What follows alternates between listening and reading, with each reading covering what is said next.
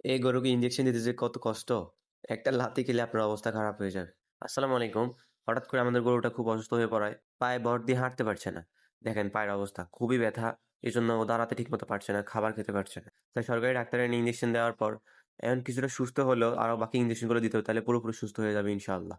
যদিও আমরা ইনজেকশন দেওয়ার সময় অনেক বেশি ফাড়াফাড়ি করতেছিল, কারণ এটা অনেক চঞ্চল স্বভাবের গরু, তো তাই এজন্য এক জায়গায় থাকতে পারে না। আমাদের খুবই কষ্ট হচ্ছে ইনজেকশনটা দিতে।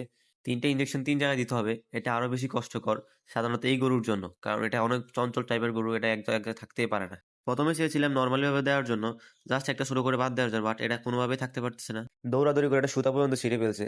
এখন আমরা ওই পাশে এক পাশ করে বাঁধ দেওয়ার চেষ্টা করতেছিলাম, যাতে এক পাশে নিয়ে সুন্দরভাবে দেওয়া যায়। এক পাশে নিয়ে একটা কোনোভাবে দেওয়ার পর এটা যে পরিমাণ লাথি পিছন থেকে মারে, যদি একটা আপনার গায়ে লাগতে পারে বা যে কারো গায়ে লাগে, একদম পা অবশ হওয়ার মতো অবস্থা হয়ে যাবে। আসলে এই কাজগুলো অনেক কষ্ট। আমি আপনাদেরকে বলে বোঝাতে পারব না যদি আপনারা নিজ হাতে না করেন। সবাই মনে করে যে গরু ব্যবসায় অনেক বেশি লাভ, অনেক বেশি লাভ, কিন্তু পিছনের দিকটা আর কেউ দেখে না।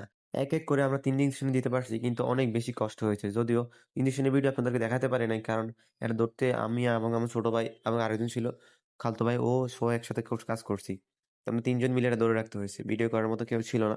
তাই আপনাদের পরের সাইডটা দেখাতে পারি। রাত্রিবেলা দেখে একটু কষ্ট বেশি হয়েছে। এত বেশি কষ্ট হবে আমরা কল্পনাও করিনি। তাও সবকিছুর জন্য আলহামদুলিল্লাহ। কারণ আমরা কেউ কোনো ব্যথা পাই নাই।